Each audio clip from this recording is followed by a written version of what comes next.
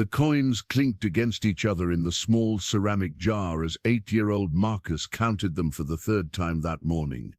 €17.32, his entire life savings. He pressed his pale face against the cold hospital window, watching the woman in the garden below. She was there again. Same bench, same time, same profound sadness that seemed to wrap around her like an invisible cloak. "She looks like she needs a friend more than I need this money," Marcus whispered to himself, his breath fogging up the glass. The other children in Ward 7 called him Little Gladiator, not because he was strong or mighty, but because he fought every single day with a smile that could light up the darkest corners of the pediatric oncology unit. His bald head, a testament to months of chemotherapy, gleamed under the fluorescent lights as he turned away from the window.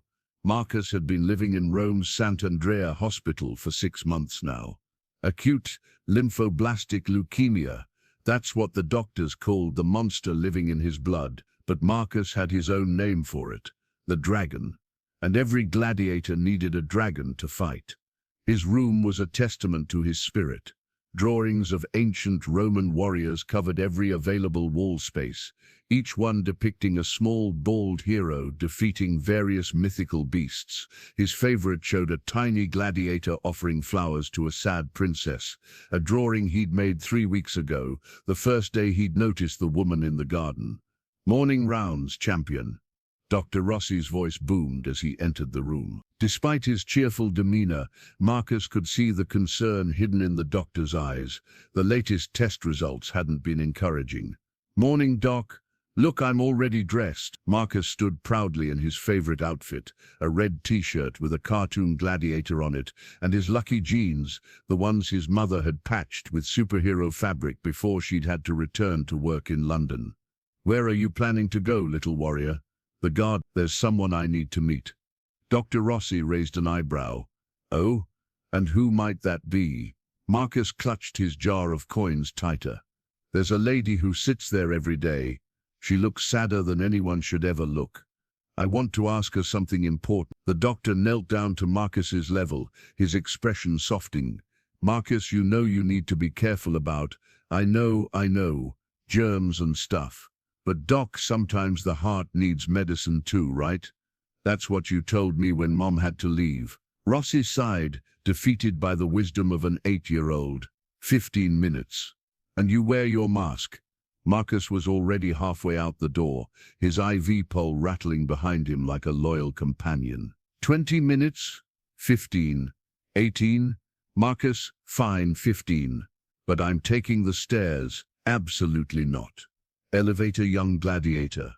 The journey to the garden felt like an eternity. Marcus rehearsed what he would say over and over in his mind.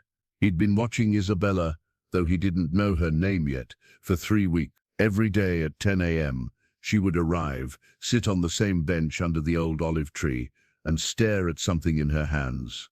Sometimes she cried. Sometimes she just sat in stillness so complete, it was as if she'd turned to stone. The garden was beautiful in the morning light. October in Rome painted everything in shades of gold and amber. The roses were still blooming, defiant against the approaching winter, and the fountain in the center tinkled like tiny bells. But Marcus only had eyes for the bench under the olive tree. She was there, as always. Today she wore a dark blue dress that made her look like she'd stepped out of one of the paintings in the hospital chapel. Her dark hair fell around her face like a curtain, hiding her expression.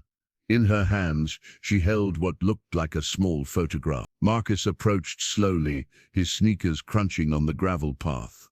His heart was pounding so hard, he wondered if the dragon was doing jumping jacks in his chest. When he was about 3 feet away, he stopped. "Excuse me," his small voice barely carried over the fountain's melody. The woman looked up, startled.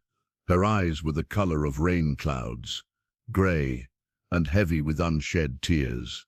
Marcus noticed she was younger than he'd thought from a distance, maybe his mom's age, early 30s. Yes, her voice was soft, accented with Italian but speaking English, recognizing his British accent from those 2 words. Marcus took a deep breath. lifted his jar of coins, and with all the courage a little gladiator could muster, asked, "Can I buy you?" Isabella blinked, certain she'd misheard. "I'm sorry, what? Can I buy you?" Marcus repeated, shaking his jar so the coins made their music. "I have 17 euros and 32 cents.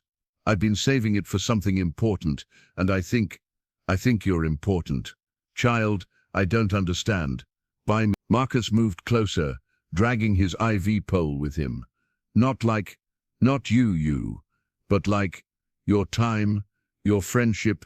See, my mom had to go back to England for work, and she said sometimes people are so busy being sad they forget that someone might want to be their friend. You look really sad, and I'm really good at being a friend. So I thought maybe I could buy some of your time to show you." Isabella stared at this small, bald child, with eyes the color of hope itself. The photograph in her hands trembled. "You want to buy my friendship, just until you realize you want to give it for free," Marcus said matter-of-factly. "That's how it worked with Tommy in Ward 7. I bought him a chocolate bar and now we're best friends. Though I guess you might cost more than a chocolate bar because you're a grown-up and you look really sad. But 17 euros should be enough for at least an hour. Right?" For the first time in months, Isabella felt something other than the crushing weight of grief. It started as a tiny crack in the wall she'd built around her heart, spreading like fractures in ice. "What's your name, little one?" "Marcus. But everyone calls me Little Gladiator because I fight dragons." He pointed to his IV pole. "This is my sword. And what dragon are you fighting?" "The one in my blood. It's called Luke. It's a big word, but I just call him Smoke because he makes me really tired sometimes, like I'm full of smoke instead of energy." Isabella patted the bench beside her. "Sit down, Little Gladiator." Marcus scrambled up, careful not to tangle his IV line. Up close he could see the photograph in her hands, a boy, probably his age, with the same grey eyes as Isabella. "Is that your son?" Isabella's breath hitched. No one had asked her so directly in months. Everyone tiptoed around her grief like it was made of glass. "Yes. His name was Luca. Where is he?" He's with the angels now." Marcus nodded solemnly. "My roommate Jenny went to the angels last month. She said they have the best chocolate chip cookies up there. I bet Luca and Jenny are friends now." The simplicity of his statement, the matter-of-fact way he spoke about death, broke something in Isabella. A sob escaped her lips. "Oh no, don't cry." Marcus fumbled in his pocket and pulled out a crumpled tissue. "It's only been used once, I promise. Just for a small nosebleed." Despite herself, Isabella laughed, a sound she hadn't made in 6 months, since the car accident that had taken Luca from her. "Thank you, but I have my own." "Good, because mine has gladiator blood on it, and that might be too powerful for you." They sat in silence for a moment, watching the fountain dance in the morning sun. "So," Marcus said finally, "about buying your friendship." Isabella turned to look at this remarkable child. "How about this? Instead of buying my friendship, you can earn it." "How?" "Tell me a story. Every day you come here and tell me a story, and I'll tell you one. We'll trade stories like treasures." Marcus's face lit up like Christmas morning. "Really? You'd want to hear my stories, more than anything, and you'll tell me yours?" Isabella hesitated, then nodded. "Yes, even the sad ones." "Deal." Marcus stuck out his small hand, and Isabella shook it gravely. "But you should keep the money anyway." He pushed the jar toward her. "Why?" "Because that's what friends do. They share their treasures. And this is all my treasure." Isabella looked at the jar, then at Marcus's earnest face. "How about we make a different deal? This money goes in the fountain, and we make a wish together. What do you say?" Marcus's eyes widened. "The same wish?" "No, each our own. But we'll throw the coins together." They walked to the fountain, Marcus's IV pole wheel squeaking slightly. Isabella helped him open the jar, and they each took half the coins.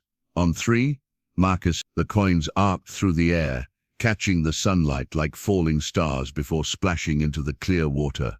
Marcus closed his eyes tight, his wish written all over his scrunched-up face. Isabella watched him for a moment before closing her own eye.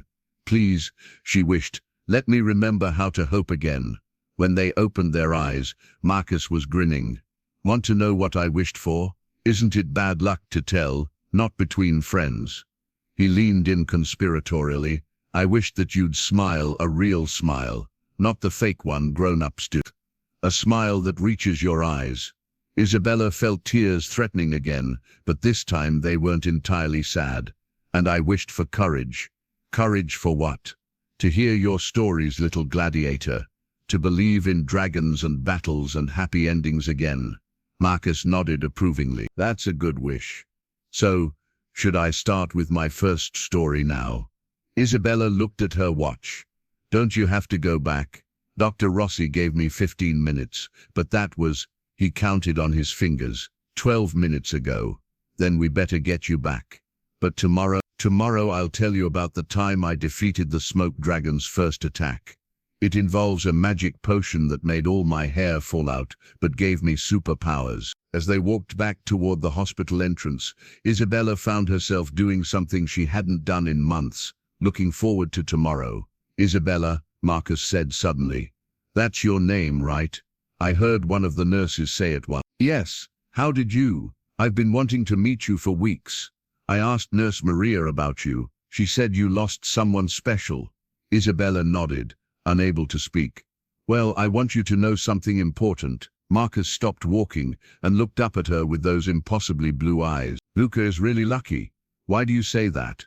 "Because he has a mom who loves him so much that she comes here every day just to be close to where he was. That's the kind of love that never dies, even when people go to the angel. My mom told me that love like that builds bridges between heaven and earth." Isabella knelt down, putting herself at eye level with Marcus. "You're very wise for 8 years old." 8 3/4, Marcus corrected.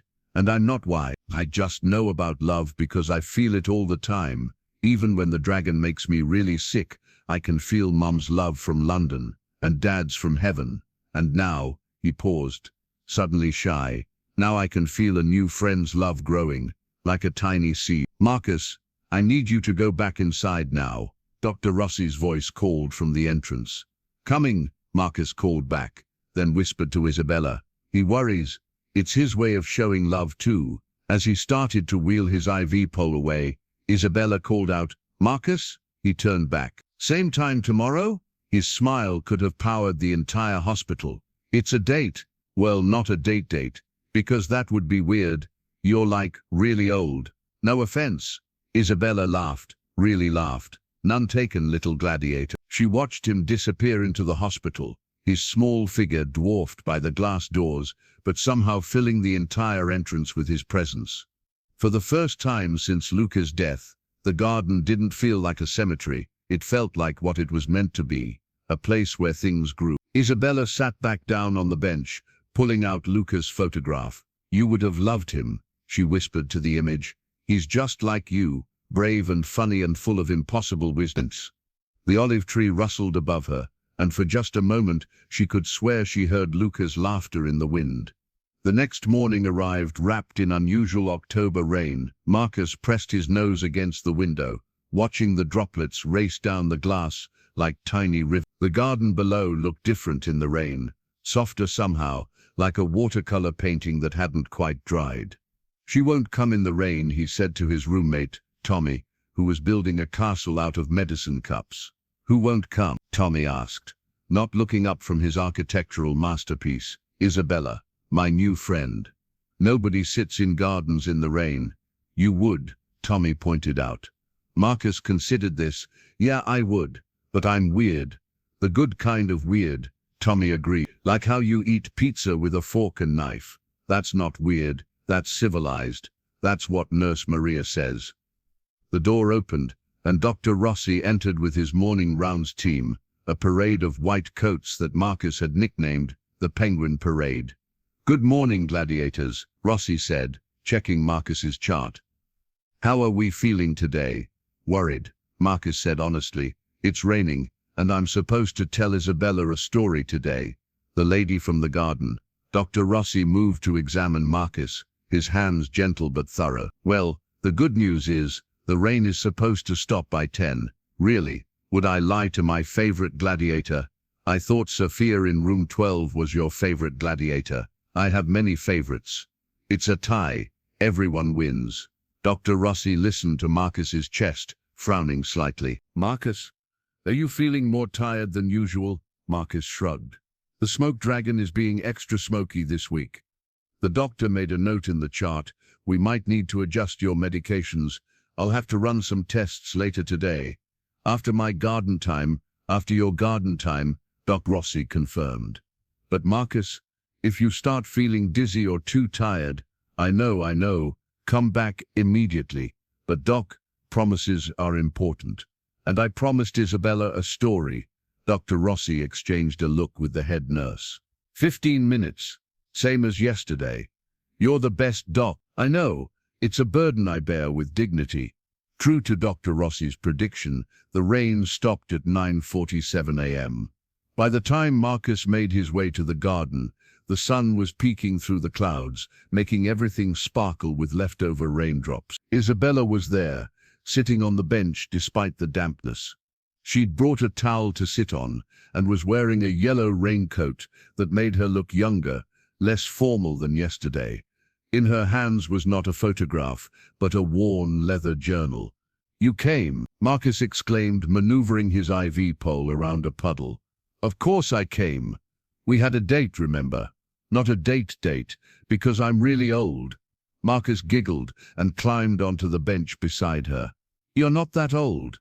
Maybe like 30-something. That's not old. Miss Henderson in Ward 3 is 92. That's old. Thank you for that perspective," Isabella said dryly. "Now I believe you owe me a story." Marcus settled himself importantly. "Okay, so this is the story of how I got my superpowers. It starts with the worst day ever, which was March 15th. That's when Dr. Rossi told me and Mom about the dragon." Isabella opened her journal to a fresh page. "Do you mind if I write while you talk? I want to remember your stories." "Really? You want to remember them?" "Every word," Marcus beamed. "Okay, so March 15th. Mom and I were at our flat in London, and I'd been feeling really tired and getting these weird bruises. Mom thought maybe I was just clumsy. I am pretty clumsy. But then I got this fever that wouldn't go away." As Marcus told his story, Isabella wrote, but more importantly, she listened. He described the diagnosis with the matter-of-fact tone children use when they've had to grow up too fast. He told her about his mother's tears, hidden in the hospital bathroom, where she thought he couldn't hear. About his father, who had died when Marcus was 3, a soldier who'd been brave until the very end. "Mom says I get my courage from Dad," Marcus said. "But I think courage is like a muscle. You have to exercise it, or it gets weak." "How do you exercise courage?" Isabella asked. "By doing scary things anyway. Like when they put in my port." He pointed to his chest, where the central line was hidden under his shirt. "I was so scared I thought I might throw up, but I pretended I was a gladiator getting ready for battle. And gladiators don't throw up." "Well, maybe they did, but not in the stories." Isabella smiled. "And the superpowers?" "Oh yeah. So after my first round of chemo, that's the magic potion that fights the dragon. All my hair fell out. But here's the secret part that the doctors don't know." He leaned in conspiratorial. "When you lose your hair from fighting dragons, you get to choose a superpower." "You do?" "Absolutely. It's the rule. The universe has to make it fair somehow. So I chose the power to see people's hearts." Isabella's pen stilled. "What do you mean?" "I can see when people are sad, even when they're smiling. I can see when they're scared, even when they act brave. And I can see when they have love locked away in boxes because they're afraid to let it out." He looked at her meaningfully. "You have a really big box, Isabella." She swallowed hard. "I do? Huge. Like Amazon delivery size box. But there's a crack in it. Since yesterday there's been a tiny crack letting light out." Before Isabella could respond, a voice called from across the garden. "Marcus, there you are." They both turned to see a woman hurrying toward them, her blonde hair flying behind her. She was pulling a small suitcase and looked like she'd been traveling all night. "Mum!" Marcus practically flew off the bench, ivy pole forgotten, launching himself into his mother's arms. "Careful, baby, your line," his mother said, but she was holding him just as tightly. Isabella stood awkwardly, unsure whether to leave or stay. Marcus's mother looked up at her over Marcus's shoulder. She was younger than Isabella had expected, maybe late 20s, with tired eyes but a warm smile. "You must be Isabella," she said, extending her hand while still holding Marcus. "I'm Sarah. Marcus called me yesterday and couldn't stop talking about you. Mum, you're supposed to be in London. You have that important work thing." "Some things are more important than work things," Sarah said, kissing the top of his bald head. "Dr. Rossi called. He wants to run some tests, and I wanted to be here." The casual way she said it didn't fool Isabella. She recognized the controlled panic in Sarah's eyes, the same look she'd had when the doctors had started using words like aggressive and experimental treatment about Luca. "I should go," Isabella said, starting to gather her things. "No," Marcus protested. "I haven't heard your story yet. Mum, Isabella and I trade stories.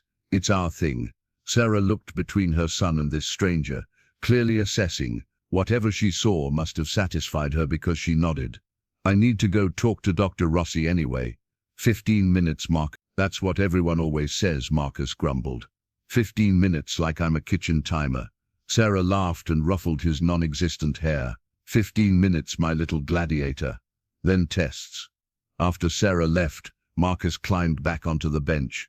"Your turn," he said to Isabella. "Tell me a story." Isabella looked at her journal, then at this remarkable child who was facing his own mortality with more grace than most adults face traffic jams. "Once upon a time," she began, "there was a little boy named Luca who believed he could talk to birds. Could he? His mama never knew for sure. But every morning he would go to the window and chirp and whistle, and the birds would come. Dozens of them. They would sing together. Luca and the birds creating symphonies that made the neighbors open their windows to listen." Marcus was transfixed. What was his favorite bird? A small sparrow with a bent wing. He called her Coraggio, courage, because even though she couldn't fly straight, she flew farther than all the others. What happened to her?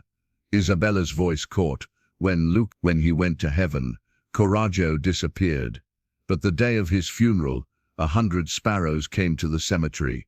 They sat in absolute silence during the service, like they were paying their respects.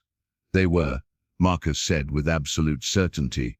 "Birds know about love too." Isabella continued telling Marcus about Luca's love for gelato at breakfast, his fear of thunder but fascination with lightning, his dream of becoming a veterinarian who specialized in helping scared animals.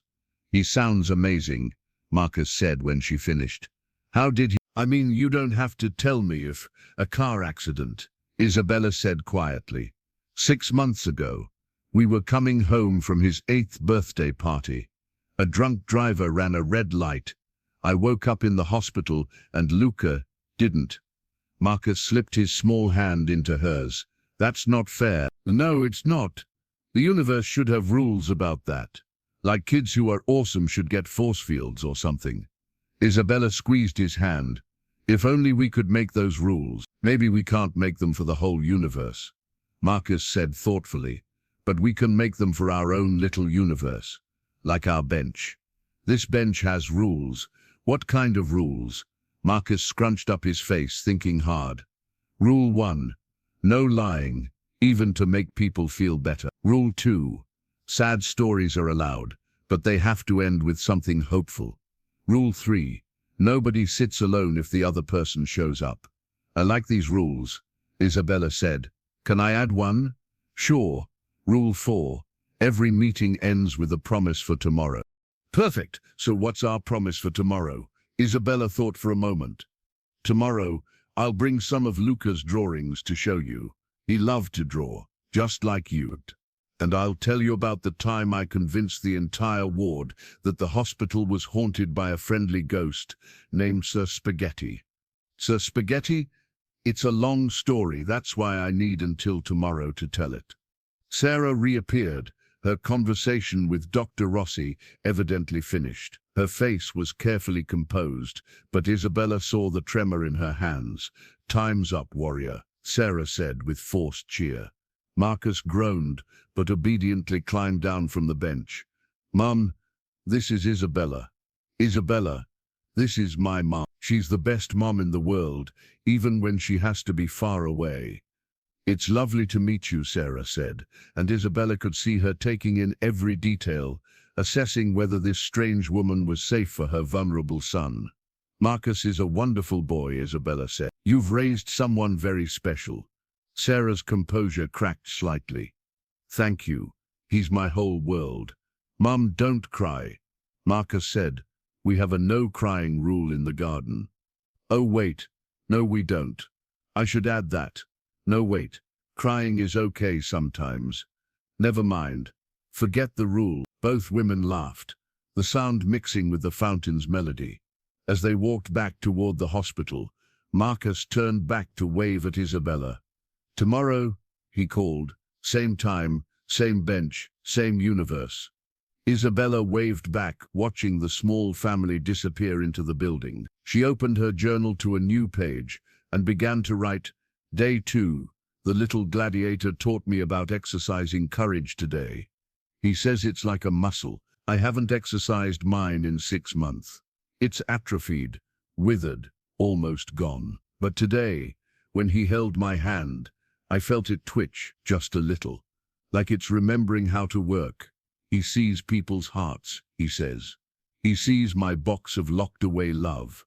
What he doesn't know is that the crack he sees isn't just letting light out, it's letting light in, his light, this impossible, brave, dying child's light. Tomorrow I'll show him Luca's drawings. Tonight, for the first time, I'll take them out of the drawer where I've kept them sealed away. Exercise courage," Marcus says. "Even when it hurts, especially when it hurts. That's what gladiators do." She closed the journal and stood to leave, but something made her turn back to the fountain. In the water, yesterday's coins glinted in the afternoon sun. €17.32, the price of a friendship that was already proving priceless. A sparrow landed on the edge of the fountain, a small one with distinctive markings on its wing. It chirped once, tilted its head at Isabella, then flew away in a slightly crooked line. Isabella's heart stopped, then resumed with a thunderous beat. "Coraggio," she whispered to the empty air. The bird was gone, but the feeling remained, a flutter of something that felt dangerously like hope. The test results came back on a grey Thursday morning. Marcus knew they weren't good before anyone said a word.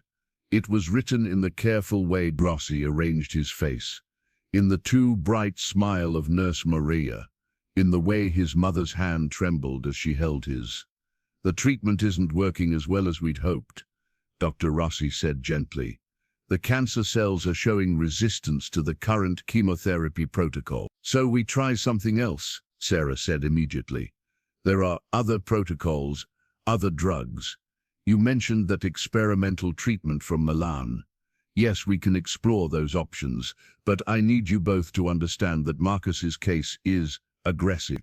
We're looking at more intensive treatments, which means more side effects, more time in the hospital." Marcus listened to them talk about him like he was a puzzle to be solved, a problem to be fixed. He stared at the ceiling tiles, counting the little holes in each one. 42 holes per tile. He'd counted them so many times he could see them with his eyes closed. "How long?" he asked suddenly, cutting through their medical discussion. Both adults turned to look at him. "Marcus," his mother started. "How long do I have if the new treatment doesn't work?" Rossi sat on the edge of the bed. It was something he only did when the news was really bad. "Without treatment, maybe 3 to 4 months. With the aggressive protocol, if it works we could be looking at remission. If it doesn't," he paused, 6 months to a year." The room fell silent. Marcus could hear Tommy in the next room, laughing at something on television.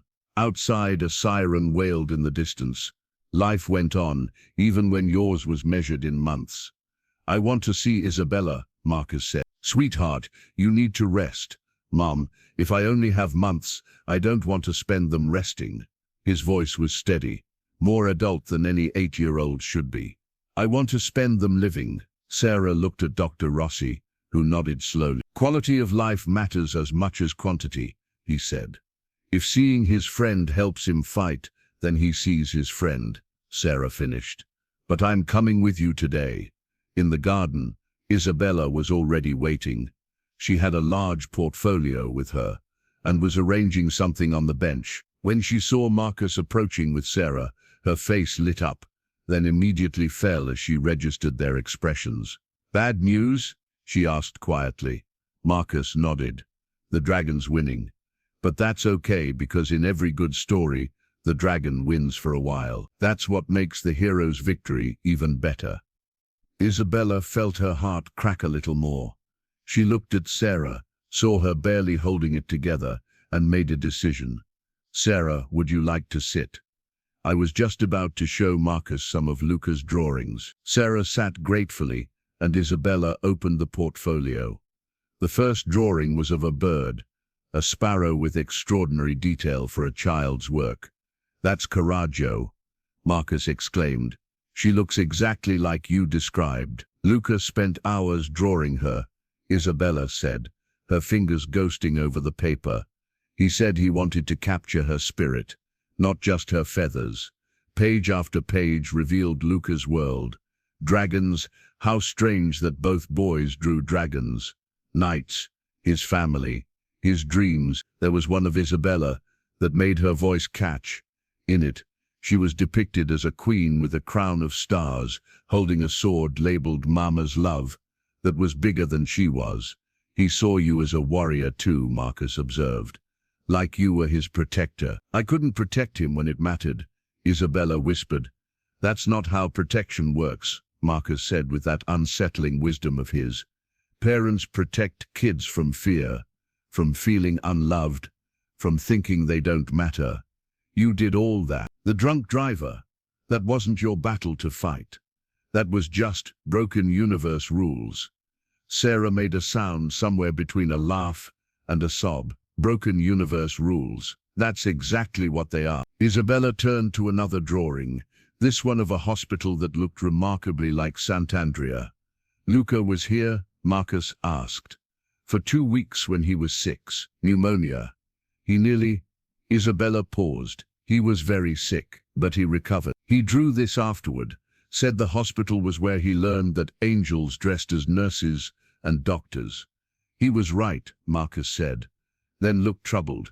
Isabella, can I tell you a secret? A scared secret. Of course. Marcus looked at his mother, then back at Isabella. I dream about Luca sometimes. Is that weird? I never met him, but I dream about him. He tells me things. The two women exchanged glances over his head.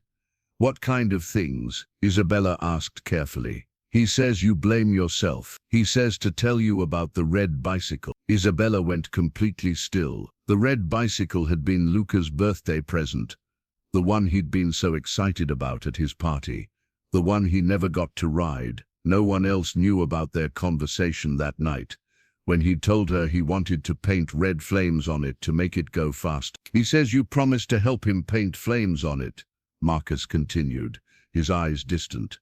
He says he's painting flames on all the clouds in heaven, and they look amazing, and when you get there someday, not soon, he says to say, not soon, you'll paint them together. Isabella's hands shook as she reached for Marcus. How could you know that? Marcus shrugged. I told you. I dream about him. He's teaching me gladiator moves for my fight with the dragon. He says to tell you. Marcus paused. Concentrating, he says. The sparrows still sing, Mama. I'm just conducting from farther away. Isabella broke then, sobbing into her hands. Sarah moved to comfort her, and Marcus climbed into Isabella's lap, ivy pole and all, wrapping his small arms around her. It's okay, he whispered. Luca says crying waters the seeds of new happiness. He's very poetic for an 8-year-old. Through her tears, Isabella laughed. He always was. He'd leave me poems under my pillow, terrible rhymes, but so much heart. Would you like to hear my Sir Spaghetti story now? Marcus offered. It's guaranteed to make you smile. It's been clinically tested on grumpy nurses. Isabella wiped her eyes. I would love to hear about Sir Spaghetti. As Marcus launched into his elaborate tale of convincing the entire pediatric ward that a benevolent ghost haunted the hospital kitchen, it involved Tommy 3 packages of spaghetti, some creative work with fishing line, and a very confused night janitor. Isabella found herself genuinely laughing. Sarah was laughing too, adding details Marcus forgot. And then Sister Catherine came in with her rosary, ready to perform an exorcism on a pile of pasta. Marcus concluded triumphantly. She was so mad when she found out it was us. But later she brought us gelato and said we had creative spirits that needed proper outlet. They're a menace, Sarah said fondly. A creative menace, Marcus corrected. There's a difference. They spent the rest of the hour looking through Luca's drawings, with Marcus making up stories for each one. He had an incredible imagination, weaving tales that made Luca's artwork come alive in new ways. The dragon in one picture became a misunderstood creature who just wanted someone to appreciate his fire-breathing skills. The knight was actually a pizza delivery boy who got lost and had to borrow armor. Marcus, Isabella said suddenly, would you like to have one of these drawings? Marcus's eyes widened. Really? But they're Luca's, and I think Luca would want another brave boy to have one. Which one speaks to you? Marcus looked through them carefully, finally stopping at one near the back. It showed 2 boys standing on top of a cloud, swords raised triumphantly over a defeated dragon below. One boy was drawn in full detail, clearly Luke, the other was just an outline, like Luca had planned to fill it in later. This one, Marcus said, it's like Luca knew he'd have a battle partner someday. Isabella's breath caught. She'd never noticed that unfinished figure before. It's yours. I'll finish drawing the other warrior, Marcus promised. I'll make him look brave and strong and bold, Isabella suggested with a small smile. The baldest? Bold is aerodynamic, better for fighting. Sarah's phone buzzed. She looked at it and sighed. Marcus, we need to head back. It's time for your treatment. Marcus groaned. Already? But we just got here. It's been an hour and a half, sweet boy. Time is broken when you're having fun. Marcus grumbled, but he climbed down from the bench. Isabella, will you come visit me during my treatment? It's really boring, and Mom always falls asleep in the chair because she was up all night worrying. I do not fall asleep, Sarah protested. You snore, Mom. Ask Nurse Maria. Isabella looked at Sarah questioningly. Sarah nodded. If you'd like to, we'd love the company. The chemo sessions are long. Then I'll come, Isabella said. What time? 2 o'clock. Ward 7, room 12. Bring stories. Always. As they prepared to leave, Marcus turned back. Isabella, the crack in your box. It's getting bigger. Pretty soon, all that love is going to escape and flood everything. Just warning you. After they left, Isabella sat alone in the garden, holding Luca's portfolio. She opened it to a page she hadn't shown them. Luca's last drawing, done the morning of his birthday party. It was of their family, but there were extra figures sketched lightly in the background, like ghosts of future friends. One of them was small, bald, and holding what looked like a sword. How did you know? She whispered to the drawing. How did you know he was coming? The sparrow appeared again, landing on the bench beside her. It chirped once, a sound that seemed to say what Isabella was finally beginning to understand. Love doesn't end with death. It just transforms, finding new vessels, new expressions, new ways to heal hearts that thought they were beyond repair. At 2 o'clock, Isabella walked into Ward 7, carrying a bag of art supplies and her journal. Room 12 was decorated with Marcus's Gladiator drawings and get-well cards from his classmates in London. Sarah was in the chair beside the bed, and Marcus was hooked up to an IV that was dripping clear liquid into his port. The magic potion, Marcus announced when he saw her. It looks boring, but it's actually full of tiny warriors that are going to beat up the dragon. Tiny warriors need entertainment, Isabella said, pulling out the art supplies, so I thought we could draw together while they work. Marcus's face lit up. Really? We can draw. I used to be an art teacher, Isabella admitted. Before. I thought I could teach you some techniques Luca loved. For the next 3 hours, as the chemotherapy dripped into Marcus's veins, Isabella taught him about shading and perspective. Sarah dozed in the chair, and did indeed snore softly, while Marcus created picture after picture. He drew himself and Luca, standing on clouds. He drew Isabella with her box of love, but now the box was open, and butterflies were flying out. He drew his mother as a superhero, whose power was flying between London and Rome at the speed of light. "Isabella," Marcus said as the IV bag neared empty, "will you help me write a letter?" "To whom?" "To Luca. I want to tell him I'm taking good care of you." Isabella's hand stilled on the paper. "Marcus, please. I know it might sound silly, but I think he needs to know. In my dreams, he worries about you." Isabella got a fresh piece of paper. "What would you like to say?" Marcus dictated, "Dear Luca, my name is Marcus, but you already know that because we talk in dreams. I wanted to write to tell you that your mama is doing okay. She's sad, but it's the kind of sad that's actually love wearing a disguise. She showed me your drawings today. You're really good. I especially like Coraggio. I think I saw her yesterday, but I might have imagined it. Or maybe you sent her to check on things.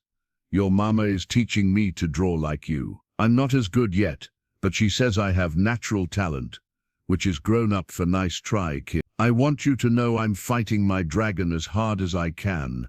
Some days he's winning, but I'm not giving up. You're helping me in the dreams, teaching me moves I didn't know. Thank you for that.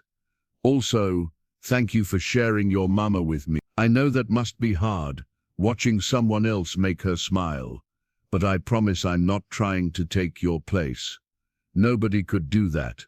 I'm just keeping her company until you can be together again. She loves you so much it makes the air around her shimmer sometimes, like heat waves, but made of love. Do you see it from where you are? Keep painting those clouds. Make them beautiful for when we all get there. Your friend and fellow gladiator Marcus P.S. Sir Spaghetti says hello. That's an inside joke. Ask your mama. By the time Marcus finished dictating, both Isabella and Sarah were crying. Marcus looked alarmed. Did I say something wrong? No, baby, Sarah said, kissing his forehead. You said everything exactly right. Isabella folded the letter carefully. I'll keep this safe, she promised. And someday, somehow, I know Luca will read it. As the nurse came to disconnect, Marcus's eye full, he was already planning tomorrow's activities. Can we paint? Like real painting? I've never used proper paints before, just the watercolors from the hospital art cart. I'll bring my oils, Isabella promised. We'll paint warriors and dragons and sparrows with bent wings that fly the farthest. And spaghetti ghosts? Especially spaghetti ghosts. That night, Isabella did something she hadn't done in 6 months. She went to Luca's room, untouched since the day of his party, and opened the windows. She let the air in, let life back into the space that had become a shrine to grief. On his desk she placed Marcus's letter and the drawing of the 2 boys on the cloud, the one where Marcus had carefully filled in the second figure. He'd drawn himself not as he was, thin, bald, ill, but as he saw himself, a warrior with a glowing sword and a cape made of stars. Take care of each other, she whispered to the empty room that somehow didn't feel empty anymore. Tomorrow she would teach Marcus to paint. Tomorrow she would tell him more stories about Luca. Tomorrow she would watch this impossible, dying child continue to choose joy in the face of everything. Tomorrow she would let the crack in her box of love grow a little wider. Tonight, for the first time in 6 months, she didn't cry herself to sleep. Instead, she dreamed of 2 boys painting flames on clouds, their laughter echoing across the space between heaven and earth. 3 weeks passed in a blur of treatments, garden meetings and stolen moments of joy. Marcus's new chemotherapy protocol was brutal. It left him exhausted, nauseous, and sometimes confused. But every morning at 10, no matter how he felt, he insisted on going to the garden. Isabella came every day now. She'd taken a leave of absence from the school where she taught art, telling them she had urgent family matters to attend to. It wasn't a lie, she reasoned. Marcus had become family in every way that mattered. On this particular morning, a crisp November day, with winter threading through the air, Isabella arrived to find the garden empty. Her heart lurched. She'd gotten used to seeing Marcus's small figure waiting by their bench, ivy pole glinting in the sun. She rushed toward 7, fear climbing her throat. At the nurse's station, Maria looked up with a gentle smile. "He's okay," she said immediately, recognizing Isabella's panic. "Bad night, that's all. He's in his room." Isabella found Marcus propped up in bed, pale as his pillowcase, with Sarah holding a basin while he dry-heaved. His eyes were closed, and he looked so fragile, Isabella had to grip the doorframe. "I'm okay," Marcus said without opening his eye. "The tiny warriors are just having a really big battle today. It's loud in my stomach." Sarah looked up at Isabella with exhausted eyes. She'd been at the hospital for 3 days straight. "Sarah, go get some coffee," Isabella said gently. "Take a shower in the family room. I'll stay with him." "I couldn't." "Yes, you can. You need to take care of yourself too. Marcus needs you strong." Sarah hesitated, then nodded gratefully. "Just for an hour." After she left, Isabella sat on the edge of Marcus's bed. "No garden today." Marcus opened one eye. "Would you be very disappointed if we had garden here instead?" "Not at all. In fact," Isabella pulled out her phone and showed him a video. "I brought the garden to you." The video showed their bench, their fountain, their olive tree. But now there was something new. A small painted stone at the base of the tree, with the words Marcus and Isabella's universe written in careful script. "You made us a sign. Everyone needs to know that bench has rules," Isabella said. "Official rules require official markers." Marcus smiled weakly. "Tell me a story. Not a sad one today. I don't think my stomach can handle sad." Isabella thought for a moment. "Would you like to hear about the time Luca convinced his entire kindergarten class that he was secretly a penguin?" "Yes, please." As Isabella told the story, involving Luca wearing a tuxedo to school for a week, walking with his feet turned out and only eating fish sticks for lunch, Marcus's color slowly returned. By the end he was giggling, which turned into hiccups, which made him giggle more. "Your turn," Isabella said. "Tell me something funny." Marcus thought carefully. "Okay, so you know how I told you I dream about Luca? Well, last night was different. We weren't fighting dragons or painting clouds. We were planning something. Planning." Marcus's eyes sparkled with mischief. "A project. A big one. But I need your help. And Mom's, and probably Dr. Rossi's, and maybe the entire hospital's. Should I be worried?" "No, you should be excited. Isabella, what if we could make something beautiful? Something that lasts, something that helps other kids who are fighting dragons." Isabella leaned closer. "Tell me more.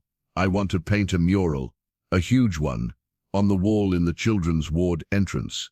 But not just any mural, one that tells our story, all our stories. Kids who are sick, kids who got better, kids who went to the angels. A mural that shows we were here, we fought, we mattered." Isabella felt her breath catch. "Marcus, that's crazy. Impossible. Too big. Beautiful. It's beautiful. Luca thinks so too. He helped me design it in the dream. Want to see?" Marcus pulled out a crumpled piece of paper from under his pillow. It was covered in sketches, rough but surprisingly detailed. The design showed a great tree whose branches reached into clouds, with its roots extending deep into the earth. In the branches were children, some with wings, some without, all connected by ribbons of light. At the base of the tree, 2 figures sat on a bench, one small and bald, one with dark hair, both painting the world around them with brushes that leaked color like magic. The tree represents life, Marcus explained. The kids in the branches are all the warriors who fought here. The ones with wings are the ones who graduated to heaven, but see how they're still connected. Death doesn't break the ribbons, it just makes them stretch longer. Isabella traced the drawing with her finger. And the two painters? That's us. We're painting new colors into the world, even when everything seems gray. And look, he pointed to tiny details. Isabella hadn't noticed. There are sparrows everywhere. Luca's sparrows carrying messages between the branches and the roots. Marcus, this would be a massive undertaking. The hospital would need to approve it. We'd need supplies, permissions. Mom's already working on it, Marcus said proudly. She's been making calls all morning. She knows someone who's married to someone on the hospital board. And Dr. Rossi thinks it's therapeutic. That's his word for go ahead and cause chaos, Marcus. Isabella laughed. You've been planning this for a while. 3 whole days. Tommy helped. He's going to be one of the painters too. And Sophie from room 12 wants to tour unicorns, but I told her unicorns don't fit the aesthetic. We compromised on one very small unicorn hidden in the leaves. A design committee of 8-year-olds. 8 3/4, Marcus corrected. My birthday's coming up, December 15th. Isabella made a mental note. She'd already been planning something special, assuming she pushed the thought away. They would celebrate his birthday. They had to. Sarah returned, looking marginally more human, after coffee and a shower. He told you about the mural? It's ambitious, Isabella said. Everything about Marcus is ambitious, Sarah replied, sitting down heavily. The hospital board is meeting tomorrow. I may have played the dying child card pretty hard. Mom, Marcus protested. That's manipulative. That's strategy, Sarah corrected. You use the weapons you have. Over the next week, the mural project took on a life of its own. The hospital board approved it enthusiastically. Apparently, several board members had been moved to tears by Sarah's presentation, which included Marcus's sketches and a letter from him explaining his vision. The local news picked up the story. Young cancer patient brings hope through art. Donations poured in: paint, brushes, scaffolding. A professional muralist volunteered to help transfer Marcus's design to the wall and teach the children proper techniques. But the most amazing part was the other children. They came from every ward, rolling IV poles and wheelchairs, wearing masks and bandages, but all eager to contribute. Each child would paint their own portrait somewhere on the tree, adding their story to the collective narrative. Marcus presided over it all from a special chair. Dr. Rossi had arranged a recliner where he could rest, but still direct the project. On days when he was too sick to leave bed, Isabella would bring him photos and videos, and he'd provide artistic direction from his room. More blue in the sky, he'd instruct, and Tommy's self-portrait needs bigger muscles. He specifically requested superhero muscles. One afternoon, as Isabella was helping a little girl named Aisha paint her section, she felt someone watching. She turned to find a man in his 50s, well-dressed, but with paint-splattered shoes. "You're Isabella," he said. It wasn't a question. "Yes, I'm Robert Chen. I'm on the hospital board. I wanted to thank you personally for what you're doing here." "I'm not doing anything. This is all Marcus." "No," Robert said gently.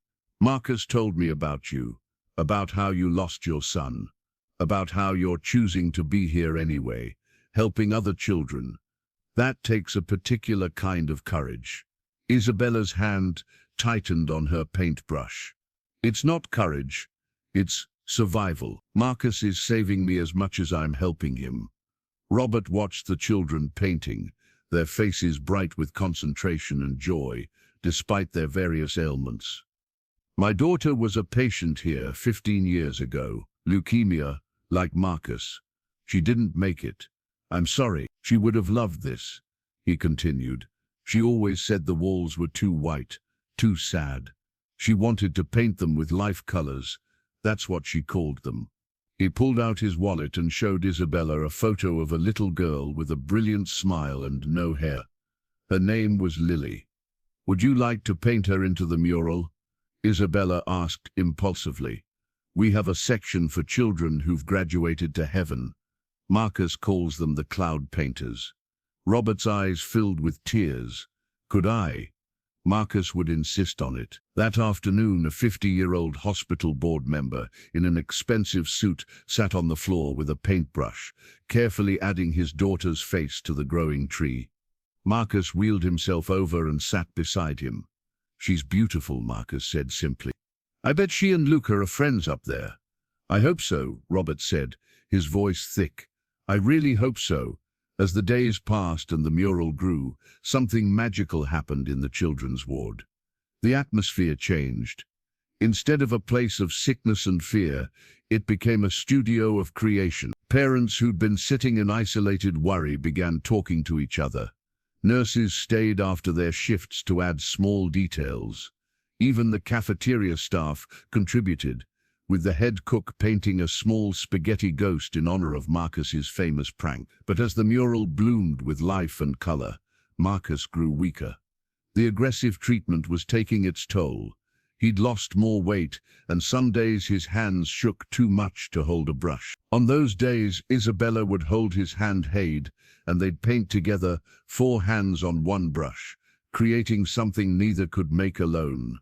One evening, as November bent toward December, Isabella found Marcus alone in the mural room. It was after visiting hours, but the nurses had long since stopped enforcing rules for Marcus. He was staring at the tree, which was now nearly complete. "It's almost done," he said quietly. "We still have the finishing touches, the gold leaf for the ribbon connections, the final protective coating. No, I mean I'm almost done." Isabella's heart stopped. "Marcus, I heard Dr. Rossi talking to Mom. The treatment isn't working. My numbers are getting worse." He turned to look at her, and his eyes were too old, too knowing. "I'm not going to make it to Christmas, am I?" Isabella wanted to lie, to offer false hope, but they had a rule about truth on their bench. "I don't know. No one knows for sure. But probably not." "Probably not," she admitted, the words like glass in her throat. Marcus nodded, as if he'd expected this.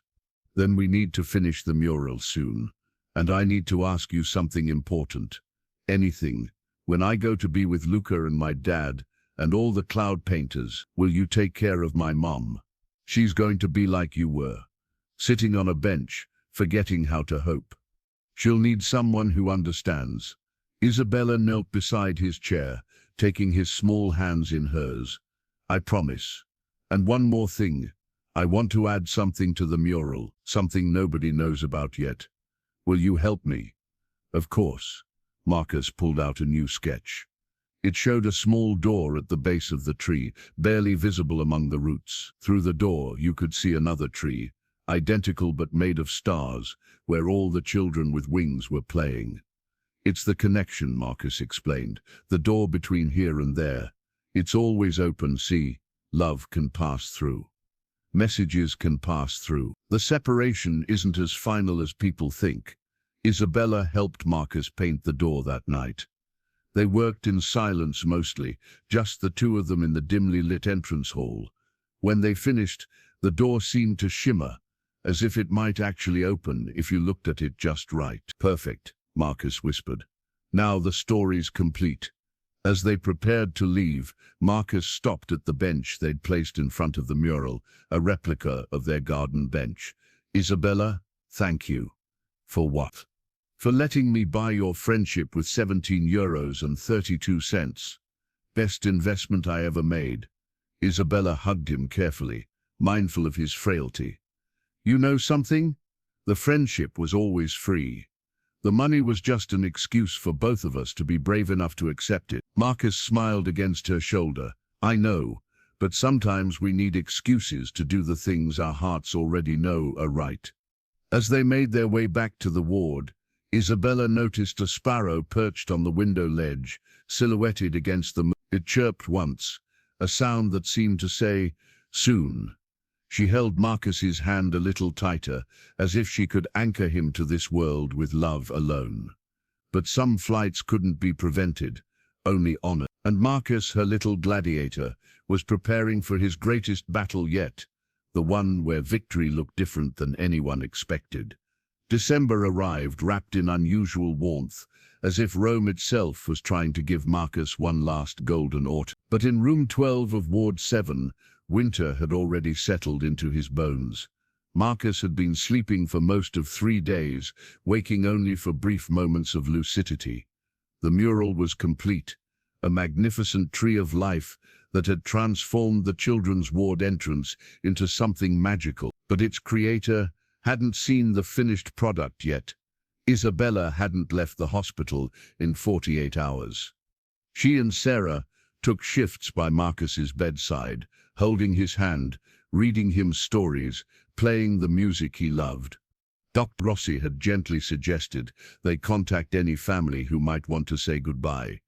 "There's no one else," Sarah had said hollowly. "My parents died years ago. Marcus's father's family never approved of me. It's just us." "Then we're his family," Isabella had said firmly. "All of us." And they were.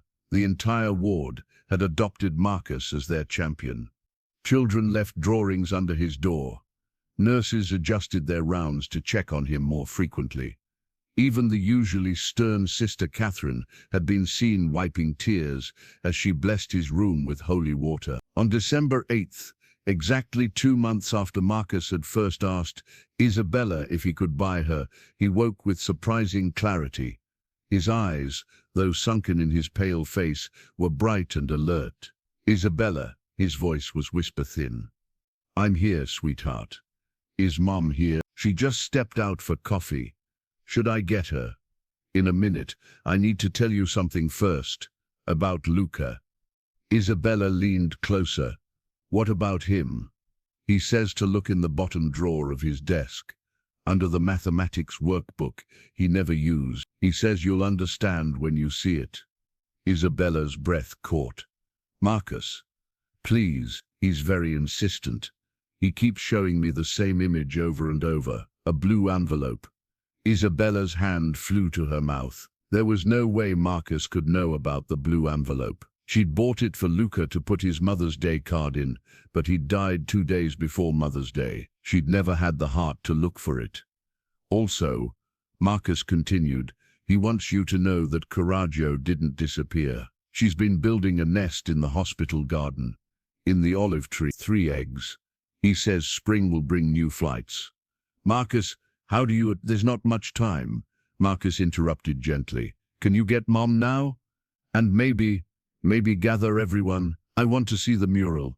Dr. Rossi was reluctant. Moving Marcus in his condition was risky, but when he saw the determination in the boy's eyes, he relented. 15 minutes, he said, the same thing he'd been saying for months, but now it carried a different weight. They created a processional of sorts. Marcus in a wheelchair, bundled in blankets, with Sarah on one side and Isabella on the other. Behind them came Tommy, Sophie, Ayusha, and a dozen other children from the ward. Nurses, doctors, even Robert Chen, who'd somehow heard and rushed over. When they turned the corner and Marcus saw the completed mural for the first time, he gasped. It was magnificent. The tree stretched from floor to ceiling, its branches reaching into painted clouds where children with wings played among stars. Its roots delved deep into earth, rendered in rich browns and golds where seeds of hope were planted. The living children had painted themselves throughout the branches, each one unique, each one connected to the others with ribbons of gold leaf that caught the light. And there at the base sat 2 figures on a bench, one small and bold, one with dark hair, painting the world around them with brushes that leaked color into the gray. "It's perfect," Marcus breathed. "Look, there's Lily," he pointed to Robert's daughter among the cloud painters. "And there's Jenny, and Christopher, and oh," he'd spotted something new. While he'd been sleeping, every child had added something. Their handprints, in different colors, created a rainbow that arched from the earth to the clouds, bridging the gap between the two worlds. "We wanted to show that we're all connected," Tommy explained shyly. "Your idea, but bigger." Marcus was crying now, tears sliding down his cheeks as he took in every detail. "The door," he said suddenly. "Can someone lift me up? I need to see the door." Rossi himself lifted Marcus, holding him as gently as if he were made of spun glass. Marcus reached out and touched the painted door at the base of the tree, the one that showed another realm beyond. "It's opening," he said wonderingly. "Can't you see? It's opening." To everyone else it was just paint. But something in Marcus's voice made them all lean closer, and for just a moment, a trick of the light perhaps, the door did seem to shimmer, revealing depths beyond what paint could create. "I need to sit on the bench," Marcus said. "Our bench, please." They'd installed a real bench in front of the mural, with a plaque that read, "Marcus and Isabella's universe, where truth lives and love never dies." Isabella and Sarah helped him sit, one on each side of him. "Tell everyone the rules," Marcus said to Isabella. Isabella's voice caught, but she spoke clearly. "Rule 1. No lying, even to make people feel better. Rule 2. Sad stories are allowed, but they have to end with something hopeful. Rule 3. Nobody sits alone if the other person shows up. Rule 4. Every meeting ends with a promise for tomorrow." "Good rules," Marcus said, "but I need to add one more. Rule 5. When someone graduates to the clouds, they're not gone. They're just painting from a different angle." He looked around at all the faces, sick children, healthy staff, grieving parents, his beloved mother, his soul friend Isabella. "I want you all to promise something. Keep painting, keep adding to the tree. Every child who comes through this ward should add their story. Promise." "We promise," came the chorus of voices. Marcus turned to his mother. "Mom, I'm not scared. You know why?" Sarah shook her head, unable to speak through her tears. "Because I figured out the secret. The dragon doesn't win by taking us. We win by how we fight. We win by what we leave behind. We win by the love we create. And look," he gestured weakly at the mural, at the gathered crowd, at the connections visible and invisible between them all. "Look how much love we created." He leaned against Isabella's shoulder. "I'm tired now, but it's a good tired, like after you've painted something beautiful and your arms ache but your heart is full." "We should get you back to bed," Dr. Rossi said gently. "No," Marcus said. "Please, let me stay here a little longer. With my family, with my tree." They stayed for another 10 minutes, children and adults alike sitting on the floor around the bench, creating a human garden. Someone started humming, a lullaby that turned into a harmony as others joined in. Marcus's breathing grew shallower, but he was smiling. "Isabella," he whispered. "Yes, my darling. Tell Luca I'm coming. Tell him to teach me the sparrow songs. I will. And Mom?" "Yes, baby. Be happy. Not right away, but someday. Promise me. Find someone to buy your friendship for €17.32. Sarah laughed through her tears. "That's pretty specific. It's the going rate for miracles," Marcus said. "Isabella, you'll tell her the story? All our stories? Every day if she needs to hear them." Marcus's eyes were closing.